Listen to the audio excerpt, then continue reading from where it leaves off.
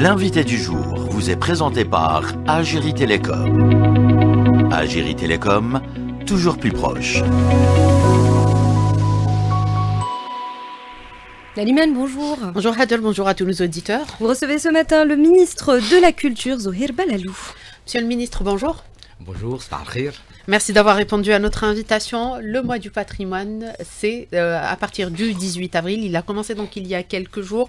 Le patrimoine, c'est l'âme, l'identité, tout l'ADN donc d'un pays, d'une nation. Aujourd'hui, il est à l'honneur en ce mois du patrimoine. Plusieurs colloques, rencontres et festivités sont prévues en matière de classement, de valorisation de ce patrimoine. Tout récemment, le bijou et la tenue kabyle, donc le savoir-faire relié à ces deux-là, a été classé à l'UNESCO, patrimoine immatériel. Le dossier a été déposé donc au niveau de l'UNESCO. Un nouvel acquis pour la culture algérienne, monsieur le ministre?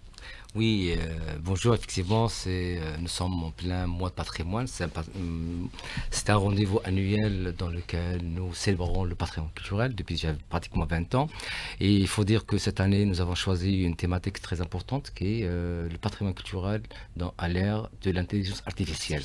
Quand on parle d'intelligence artificielle, c'est la numérisation, c'est le paiement électronique, c'est la valorisation du patrimoine.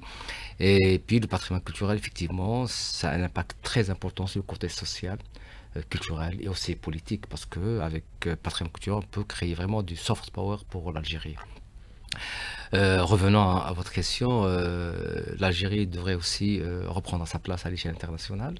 Nous avons eu beaucoup d'acquis à l'échelle internationale, surtout avec l'UNESCO, avec le classement de 9 éléments du patrimoine culturel et matériel qui constituent une partie de l'identité nationale. Et dernièrement, la semaine passée, nous avons déposé le dossier de classement des savoir-faire de l'habit et bijoux kabyle. Et puis ça, c'est aussi un acquis très important dans le domaine de la valorisation du patrimoine culturel. Sur la table de l'UNESCO, il y a déjà le dossier de Zellige. Et nous sommes actuellement en train de travailler sur le Karakou, sur l'Ouzata Waharaniya, sur l'Alaoui et sur beaucoup d'éléments du patrimoine culturel. L'Algérie est très très riche de son patrimoine culturel immatériel et matériel, qui nécessite vraiment un plan d'action. Nous avons un plan d'action sur 2030 pour toucher un large panel de ce patrimoine culturel. Et on veille qu'il y ait un équilibre aussi régional. Nous allons aussi classer des éléments du patrimoine de l'extrême sud algérien, de l'extrême est et ouest aussi. Donc des quatre coins, des patrimoines des quatre coins du pays qui sont aujourd'hui à valoriser. Vous le dites, monsieur le ministre, il y a donc plusieurs dossiers qui sont en préparation concernant le patrimoine immatériel. Ils sont au nombre de combien? Est-ce qu'on est en train de continuer à recenser tous ces savoir-faire, toutes ces richesses, monsieur le ministre, pour les protéger, éviter leur usurpation? Ah oui, absolument. Vous savez, nous avons installé la banque de données du patrimoine immatériel, elle est alimentée au fur et à mesure. Nous avons un maximum d'éléments du patrimoine immatériel qui alimentent cette base de données avec des fiches techniques détaillées. Donc on a couvert pratiquement toutes les wilayas d'Algérie. Il y a des milliers d'éléments du patrimoine culturel qui sont censés être valorisés et inventorés, parce que là, avant tout, l'inventaire, c'est la base de tout classement. Et pour le classement national, on considère tout ce qui est inventoré et mis dans la banque de données est protégé. La deuxième étape, c'est de passer à l'échelle internationale. Passer à l'échelle internationale, ce n'est pas un objectif en soi-même. L'objectif, c'est qu'on s'approprie ce patrimoine, qu'il joue son rôle sur la société civile et dans le domaine économique. C'est ça l'intérêt. Et puis donc tout ce qui est mode en matière d'habits doit s'inspirer de ce savoir-faire ancestral pour que nos citoyens, nos concitoyens se portent l'habit traditionnel, mangent les repas traditionnels et créer une économie touristique autour de cela. Alors justement, nous allons revenir sur cette économie touristique, mais d'abord, monsieur le ministre, vous l'avez précisé pour cette année, donc la célébration du mois du patrimoine se fait sous le thème le patrimoine à l'ère de l'intelligence artificielle. À l'ère justement de l'intelligence artificielle, nous avons évoqué la question de l'usurpation aujourd'hui, donc de plusieurs éléments du patrimoine national. Qu'est-ce qui est fait aujourd'hui, justement, à l'ère du numérique pour intégrer la technologie à l'ancestral et protéger surtout cette identité, cet ADN algérien? Oui, je reviens d'abord au mois de patrimoine. Nous avons, pour votre savoir, nous allons organiser, tracer un programme pour organiser plus de 1600 activités autour du patrimoine et l'intelligence artificielle. Car, comme je l'ai bien dit, l'intelligence artificielle, c'est un moyen très important pour s'approprier le patrimoine, pour le promouvoir et pour le protéger. Parce que là, un patrimoine caché ne peut pas être protégé. Un patrimoine qui est valorisé et puis présenté dans son état, au public national et international, est très important. Ça peut nous éviter tout ce qui est spoliation du patrimoine ou de l'exploiter par un autrui. Effectivement, nous avons de bonnes expériences. Nous avons commencé il y a 2 jours par un colloque international sur le patrimoine culturel et l'intelligence artificielle. On a vu certaines expériences en Algérie très importantes et à l'échelle internationale. Grâce à l'intelligence artificielle, on peut reconstituer des sites historiques. On peut reconstituer des gravures rupestres dégradées. On peut reconstituer aussi en 3 dimensions, en modèle 3D, des éléments du patrimoine culturel d'une grande importance pour assurer sa garantie, son suivi de vie, de restauration. Et à partir de là aussi, on a aussi le cinéma, on a aussi les jeux vidéo qui mettent en valeur le patrimoine culturel. Tout cela rentre dans cette vision de protéger et de valoriser, de montrer au monde entier que nous avons ce patrimoine qui appartient aux Algériens. Maintenant, c'est à nous les Algériens de l'exploiter dans sa vie quotidienne. Nous avons organisé une exposition des startups. Nous avons vu l'imaginaire de nos jeunes qui s'explose. Il y a des jeux vidéo, jeux électroniques, des jeux qui mettent en valeur la personnalité algérienne, l'habit algérien et puis la cuisine algérienne. Donc tout ça, nous devons les mettre sur la scène nationale et internationale grâce à l'intelligence artificielle. Très bien. Alors, Monsieur le Ministre, nous parlons beaucoup du patrimoine immatériel, donc de tous ces sites ou de toutes ces richesses culturelles que l'Algérie a inscrites au patrimoine de l'UNESCO. Il y a aujourd'hui l'autre partie qui est le patrimoine matériel, qui est également une partie intégrante de cette richesse, de cet ADN algérien. L'Algérie, là, en revanche, est absente depuis quelques années en parlant du classement, justement, UNESCO. Aucun classement depuis 1992. Le dernier site classé, c'était il y a 32 ans, c'était la Casbah d'Alger, qui a été donc classé dans le patrimoine de l'UNESCO. 7 sites en tout sont classés.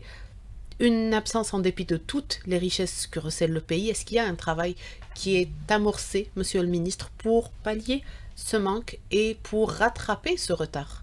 Oui, effectivement, nous avons sur la liste du patrimoine culturel matériel selon la convention de l'UNESCO 1972 7 sites du patrimoine mondial. Nous étions les premiers pays, mais actuellement, c'est vrai, c'est très insuffisant. Le challenge a été lancé. Depuis déjà 4 mois, on a installé une équipe d'experts pour rattraper ce retard et mettre sur le bureau de l'UNESCO des éléments du patrimoine culturel matériel. Nous avons réussi quand même, avec l'appui de certains secteurs, notamment l'agriculture, les forêts et l'enseignement supérieur, de déposer au bureau de l'UNESCO la semaine passée, 10 jours, 11 dossiers pour le classement patrimoine culturel et naturel. Et pour la première fois, on propose aussi 2 sites du patrimoine naturel qui font partie de la convention de 1972. Et 2 sites de patrimoine culturel et naturel, ce qu'on appelle mixte, et le reste, 5 sites patrimoine culturel matériel sur la liste UNESCO. Donc là, nous avons déposé 11 dossiers, et c'était une opération de mise à jour aussi de certains dossiers qui ont été déjà déposés avant. Inch'Allah, la prochaine session de l'UNESCO vont adopter ces dossiers, et dès l'année prochaine, on va commencer par le classement le classement du premier dossier qui est les tombeaux royaux de Numidie en Algérie. C'est un classement en série très important qui peut trouver aussi son prolongement dans la Tunisie. C'est des monuments de la période amazigh très importants. Et chaque 2 ans, nous allons présenter un dossier à la Commission internationale. Comme ça, on va rattraper, Inch'Allah, ce retard et on sera à la hauteur de la grandeur de l'Algérie. Alors justement, parmi ces sites qui ont été classés, nous avons donc les parcs nationaux de Qala et de Djurdjura, ou plutôt qui sont dans les dossiers déposés, Tefdes dans l'Ahgar, l'Iqsour et les mausolées donc royaux de l'Antiquité, et également les sites troglodytes du Roufi d'Al-Qantara. Nous reviendrons sur les autres sites qui peuvent être classés dans la deuxième partie de l'émission. Nous évoquerons également l'avancement du chantier du cinéma. Restez avec nous, on revient dans quelques instants. Monsieur le ministre, donc nous parlons aujourd'hui de ces sites qui sont de ces projets d'inscription à l'UNESCO, des dossiers qui sont déjà déposés, 11 sites concernant donc le patrimoine matériel algérien qui devraient être classés à l'UNESCO pour rattraper le retard. Aujourd'hui, ces différents sites qui existent et beaucoup de spécialistes reprochent aujourd'hui aux différentes instances en charge de la valorisation de ces sites justement de ne pas les valoriser suffisamment, déjà à une échelle nationale, pour attirer des bénéfices, notamment économiques, pour le pays. Qu'est-ce qui est fait? Est-ce qu'il y a une vision qui est établie pour tirer profit justement de toute cette richesse tout en la préservant, évidemment? Oui, absolument. Le patrimoine culturel doit apporter de la richesse. Et c'est une source d'enrichissement très importante. Le gouvernement algérien a mis en place une loi pour la protection et valorisation du patrimoine. Nous avons créé un office de gestion d'exploitation des biens culturels et tout récemment on a ouvert le patrimoine pour l'exploitation aux jeunes start-upers. C'est très important de développer les industries culturelles qui rapportent beaucoup d'argent. Il faut qu'on change aussi de vision, de management de ces sites historiques. Les parcs culturels, les musées doivent développer leurs services pour attirer plus de public, pour assurer une rentrée. Nous avons travaillé avec le ministère des Finances pour que ces structures puissent avoir des rentrées au-delà de leur budget de fonctionnement. Et la démarche est en bonne voie parce qu'on a déjà au moins une dizaine de start-upers qui ont commencé à développer des plateformes de visites virtuelles, de plateformes pour de vente en ligne des circuits touristiques. Nous avons des musées virtuels aussi au niveau de la Casbah d'Alger à la bouche de métro Saad Chouhada. Et là, la machine est en marche. Avec l'Office de gestion des biens culturels et les musées de sites, ils sont en train de travailler actuellement sur des actions de valorisation pour ouvrir des boutiques d'artisanat. On a obligé tous les musées d'avoir leur boutique muséale. Ça rentre dans le domaine d'expansion économique. Un travail de partenariat très étroit qui se fait actuellement avec la ministre du Tourisme, dans laquelle nous avons très bientôt organisé une réunion commune pour mettre en place une dynamique d'exploitation du patrimoine culturel comme produit touristique, parce que là, nous, on préserve le patrimoine et on le met à disposition du ministère de la Culture, Tourisme, pour son exploitation. Ça, c'est très important de dire ça. Secondo, on va revoir les tarifs d'accès aux sites archéologiques, et puis on a changé les horaires d'ouverture des musées et des sites archéologiques. Maintenant, ils ouvrent le week-end et ils ouvrent le soir à des heures un petit peu tardives, surtout pendant les vacances, sinon les saisons estivales. Donc, il y a une dynamique autour de ça. Nous allons valoriser tout cela économiquement pour qu'on puisse aussi exploiter au maximum les rentrées du site. Il y a un indicateur très fort. Actuellement, les vols sur Janet sont vraiment archi-comples, donc on voit beaucoup de touristes qui viennent, donc les gens apprécient les paysages. Ghardaya aussi, c'est une ville qui est très convoitée par les touristes pendant les périodes de vacances. Maintenant, il y a aussi Ouadsouf. Actuellement, Tébessa, qui est une ville très importante, on a mis en place un dossier pour son classement à l'échelle internationale pour qu'elle revienne aussi comme une destination touristique. Nous sommes en train de travailler aussi sur l'itinéraire de Saint-Augustin pour ramener tous ces touristes qui viennent d'Italie au lieu d'aller ailleurs de Vienne en Italie, en Algérie, pour voir l'itinéraire de Saint-Augustin qu'on doit valoriser. Et puis on travaille aussi sur l'itinéraire de l'Émir Al-Kader, dans lequel nous allons très bientôt inaugurer, pour qu'il soit aussi un circuit touristique et culturel. Et dans la foulée, les gens vont aller au restaurant, explorer les hôtels.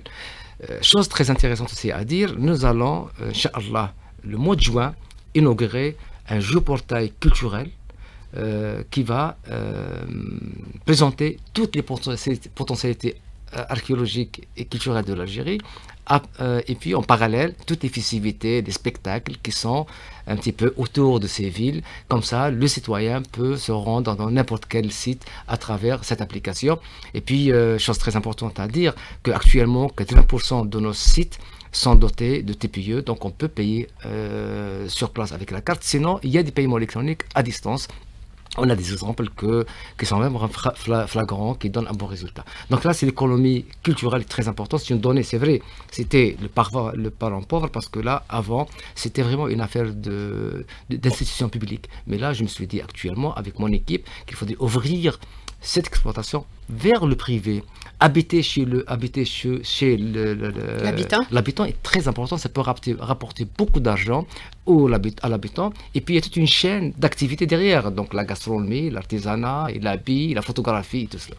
Très bien, donc c'est toute une dynamique économique qui est en train d'être instaurée, monsieur le ministre, mais évidemment, qui ne peut avoir lieu sans la protection, la préservation de ces sites qui attirent donc aujourd'hui les touristes. La préservation, la protection des sites est aujourd'hui tout un chantier qui est ouvert. Il y a des spécialistes qui parfois tirent la sonnette d'alarme concernant certains sites dégradés ou en forte dégradation.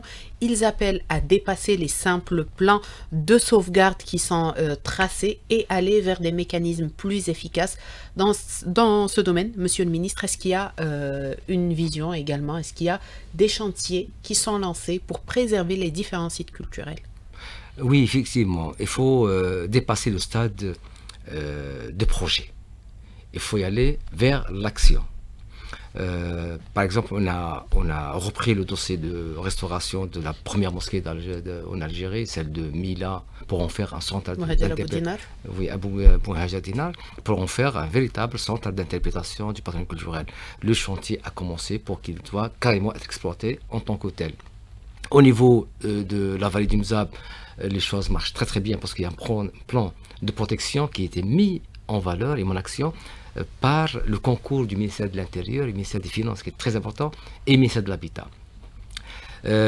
Pour la Casbah d'Alger, par exemple, c'est vrai, il y a des effondrements inquiétants. L'état de dégradation de la Casbah d'Alger est très avancé. On était même menacé du péril à certains moments. Alhamdoulilah, grâce à ces projets qui sont actuellement en cours, nous sommes avec, quand je dis nous, c'est le gouvernement, avec le Wali d'Alger, avec le ministère de l'Intérieur, de l'Habitat. On a bien avancé dans la restauration de la citadelle d'Alger, qui va être, Inch'Allah, très très bientôt ouverte au public.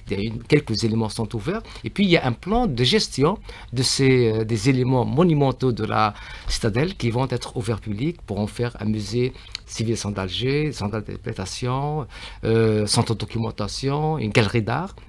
Et dans la Casbah d'Alger, il y a tout un itinéraire de monuments qui sont en cours de restauration, qui vont être inaugurés très prochainement. Nous avons Dar Hamra, Dar Al-Qadi, la mosquée Ktchawa est ouverte. À côté, il y a le palais, il y a plusieurs palais qui sont en cours de restauration, qui vont être très prochainement rénovés et restaurés. Pour la partie habitat, effectivement, comme c'est des biens privés, nous, on ne peut pas prendre en charge tout le bien privé au même titre que la Casbah de Delès à Oran. Il faudrait absolument qu'il y ait un montage financier. Il faut absolument une implication très forte des citoyens pour réhabiliter les maisons et en faire des résidences, faire des restaurants, faire des maisons d'hôtes et tout cela. Le président de la République a lancé un signal très très fort, dans lequel je lui rends un hommage sincère à travers la radio, pour dire merci à M. le Président d'avoir eu cette décision de prendre en charge la Casbah d'Alger, même s'il faut y aller à l'acquisition de la Casbah d'Alger. Au jour d'aujourd'hui, on travaille dans une étroite collaboration avec la wilaya d'Alger pour déclarer l'utilité publique de certaines parties de la Casbah d'Alger, notamment les parties effondrées et les bâtiments qui ne sont pas revendiqués. On ne peut pas laisser des bâtiments pendant 15-20 ans s'effondrer et fermer. Parce que c'est un risque d'effondrement. Secondo, il y a aussi une tentation d'appropriation ou de squatter ces biens. Et là, aujourd'hui, il y a un travail de fond qui se fait actuellement dans le cadre d'une commission élargie pour réhabiliter par le fonds de l'État certaines parties, aménager des circuits à travers la Casbah d'Alger, qui ça peut constituer un très bon déclic pour créer cette dynamique économique et sociale. Et là, j'invite les habitants de la Casbah d'Alger, je les invite sincèrement à se rapprocher de l'Agence nationale des secteurs sauvegardés, sinon des services de la wilaya, pour ramener tous leurs dossiers juridiques et dossiers techniques pour qu'on puisse les aider, les accompagner. Il n'y a pas de risque qu'ils soient expropriés d'office s'ils ont les moyens de restaurer. J'ai demandé à M. le maire d'Alger, avec l'accord de M. Louali, de faciliter l'attribution des permis de construire. On ne peut pas interdire les gens de construire leur maison, de reconstruire leur maison, sinon les réhabiliter. Nous, le ministère de la Culture, on a mis en place des cahiers de charges. Comment on réhabilite? Parce que là, une maison ancienne, c'est comme un corps humain. Elle doit avoir un entretien quotidien. On ne peut pas aussi rester dans la maison du XIe siècle. On doit améliorer les services, les toilettes, la cuisine et avoir de l'aération, placer une climatisation, mais en respectant l'environnement. Le cachet architectural. Et nous avons des exemples là, réussis dans le monde. Donc, dont on s'inspire aujourd'hui. Ah oui, dont on inspire. Et puis, alhamdoulilah, pour l'Algérie, nous avons mis en place tous les outils juridiques. Et puis, nous avons un patrimoine vierge dans lequel on peut intervenir. Et puis, je reviens à une chose, nous avons aussi les artisans. Le dossier de la Cité d'Alger nous a permis de former beaucoup de jeunes artisans dans d'abord la restauration du bois, du mobilier et des gravures et des dessins. Très bien, donc ceci concernant la Casbah d'Alger, c'est un site parmi tant d'autres. L'Algérie, c'est plus de 2 millions de kilomètres carrés de richesses culturelles, qu'elles soient matérielles ou immatérielles. Concernant les autres sites, Monsieur le ministre, nous avons évoqué le Hirsor pour le sud, nous avons évoqué les sites au niveau de l'est du pays, notamment à Tbessa et Sougaras. Il y en a également à l'ouest, vous avez évoqué le parcours de l'émir Abdelkader. Aujourd'hui, est-ce qu'il y a un classement de tous les sites? Est-ce qu'il y a des recherches qui se poursuivent pour découvrir quelque part des vestiges de l'histoire millénaire de l'Algérie, les préserver, les protéger, les valoriser? Oui, c'est une question excellente. Tous les spécialistes confirment que l'identification et l'inventaire du patrimoine culturel, c'est la base de toute politique de protection. Au jour d'aujourd'hui, nous avons sur la liste du patrimoine culturel algérien 1180 sites historiques. Donc, ils sont inventoriés et qui sont protégés par la loi. Nous avons pratiquement 25 secteurs sauvegardés et qui sont dotés tous de plans de sauvegarde. Tout cela est identifié dans une carte archéologique. Nous avons la carte nationale archéologique qui dispose de 16 000 points. Ces 16 000 points sont numérisés, ils sont mis à disposition aussi de toutes les autorités, et ça, l'aspect économique rentre en jeu. Cette carte archéologique est mise à disposition de tous les secteurs pour qu'elle soit un moyen d'aide à la décision pour tracer des autoroutes, tracer des chemins de fer, pour implanter des villes. Donc, on n'a plus cette gestion un petit peu en retard, c'est-à-dire quand on commence à construire une ville, bien on se rend compte qu'il y a un site à côté ou dessous. Aujourd'hui, on anticipe. Le travail qui est fait actuellement par le Centre national de recherche en archéologie, le CNRA, à travers cette nouvelle politique très intéressante, c'est l'archéologie préventive. L'archéologie préventive, c'est une démarche pour que le patrimoine accompagne le développement économique. Justement, Monsieur le ministre, vous plaidez aujourd'hui vous avez lancé l'appel pour revoir la gestion des différents sites culturels, historiques, archéologiques. Une nouvelle vision va être adoptée? Oui, parce que comme je l'ai dit tout à l'heure, le classement, ce n'est pas une finalité en elle-même. Il faudrait, chaque site classé doit être doté de son plan de gestion. plan de gestion, c'est-à-dire un plan d'intervention, plan gestion des flux, gestion de touristes, gestion d'investissement, gestion en matière d'architecture. Donc, notre défi, c'est de tous les sites classés patrimoine mondial déjà doivent être dotés de leur plan de gestion et les sites historiques monumentaux, donc ce qu'on appelle les unités monumentales, doivent être dotés d'un cahier de charge de gestion. Nous avons des parcs archéologiques. Ces parcs archéologiques aussi doivent être dotés d'un plan de gestion dynamique en matière d'accessibilité, de gestion et du coût et du surcoût. Très bien. Alors, ceci concernant donc le patrimoine matériel et immatériel, il y a également cette partie du patrimoine qu'aujourd'hui vous œuvrez à valoriser, les manuscrits, une grande richesse qui témoigne de l'histoire de l'Algérie. Tout récemment, donc, il y a eu le classement à l'UNESCO du tome 4 des manuscrits d'Avicenne. Est-ce qu'il y a d'autres projets? Quelle est la vision qui est établie pour protéger les manuscrits qui sont d'une délicatesse et d'une importance pour l'histoire du pays? Oui, vous avez entièrement raison. C'est une fierté qu'on puisse classer dans le registre des mémoires du monde du tome 4 de ce manuscrit unique au monde, très important, qui appartenait d'ailleurs au médecin personnel de Salah ad-Din Ayyoubi. Nous avons déjà un manuscrit déjà classé à l'UNESCO depuis quelques années. Au même titre qu'au patrimoine matériel, on doit inventorier tous ces manuscrits parce que ces manuscrits sont une bonne partie laissés à l'abandon dans des caves, dans des caisses, sinon qui subissent les aléas du temps. Il faut absolument qu'on les identifie. C'est pour cela qu'on a instruit la direction, la Bibliothèque nationale et Centre national des manuscrits d'Adrar d'ouvrir ses portes au public.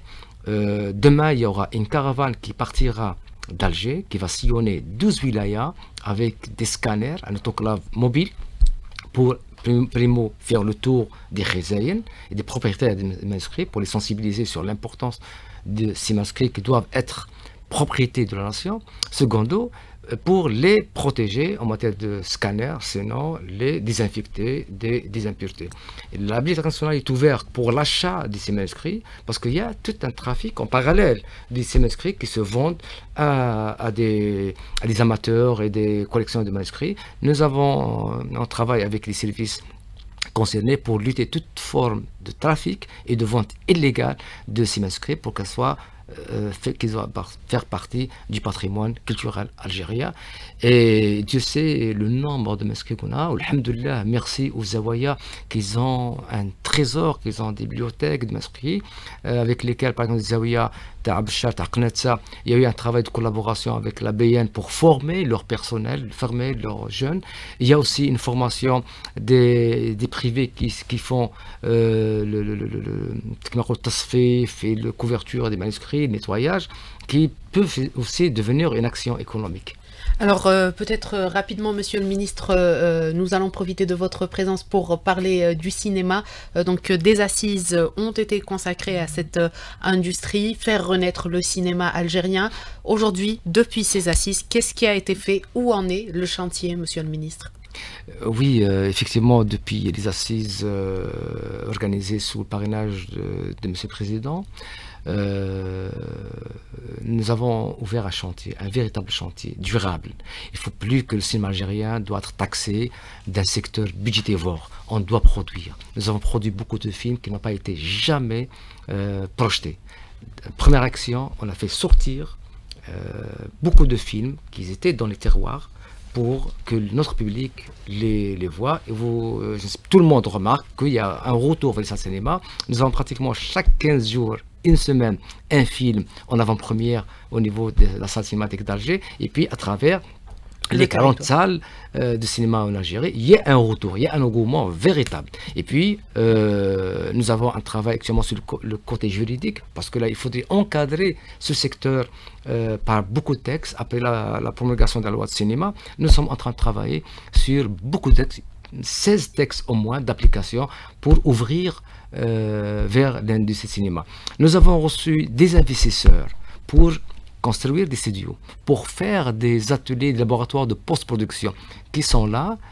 Après-demain, je vais rencontrer certains et on va soumettre le projet à l'agence d'investissement pour qu'il leur attribue des assiettes de terrain.